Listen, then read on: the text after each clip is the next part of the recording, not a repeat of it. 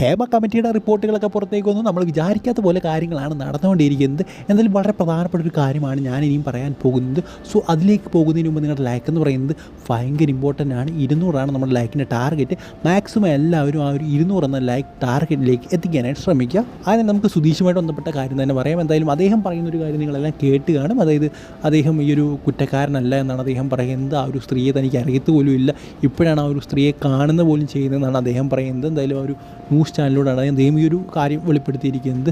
So എന്തായാലും അദ്ദേഹത്തിൻ്റെ ഭാഗത്തുള്ള കാര്യം അദ്ദേഹം പറഞ്ഞിട്ടുണ്ട്. സോ ഇത് എത്രത്തോളം ശരിയാണ് തെറ്റാണ് എന്നുള്ള കാര്യങ്ങൾ അറിയണമെങ്കിൽ കുറച്ചുകൂടെ ക്ലാരിറ്റി വേണം.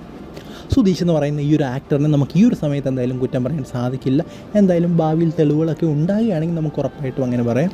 ഇനി ഉർവശി പറഞ്ഞ കാര്യം നമുക്ക് നോക്കാം. അതായത് ഈ ഒരു ഹേമ കമ്മിറ്റി റിപ്പോർട്ടുമായിട്ട് ബന്ധപ്പെട്ട് സ്ഥിതിയിൽ ഉർവശി പറഞ്ഞ കാര്യമാണ് ഏറ്റവും കൂടുതൽ വൈറലാകുന്നത്. അതായത് അവർ പറയുന്നത് ഇങ്ങനെയുള്ള ആളുകളുള്ള ഇൻഡസ്ട്രിയിൽ വർക്ക് ചെയ്തു എന്ന് ഓർക്കുമ്പോൾ തനിക്ക് പേടിയാകുന്നു എന്ന തരത്തിൽ ഉർവശി പറഞ്ഞിട്ടുണ്ട്. അത് തനിക്ക് ഇങ്ങനെ സംഭവിച്ചില്ല, അതൊരു നോട്ടത്തിൽ പോലും ഇങ്ങനെ സംഭവിച്ചിട്ടില്ല എന്നൊന്നും താൻ പറയുന്നില്ല.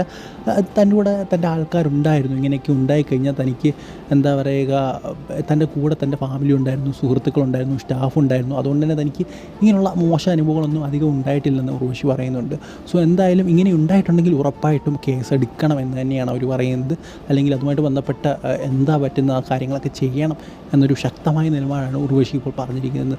സോ ഇതിനെക്കുറിച്ചുള്ള നിങ്ങളുടെ അഭിപ്രായം എന്താണ് എന്ന് കമൻറ്റ് ബോക്സിൽ പറയുക. സോ അടുത്ത വീഡിയോയിൽ കാണുന്നവരെ ഗുഡ് ബൈ.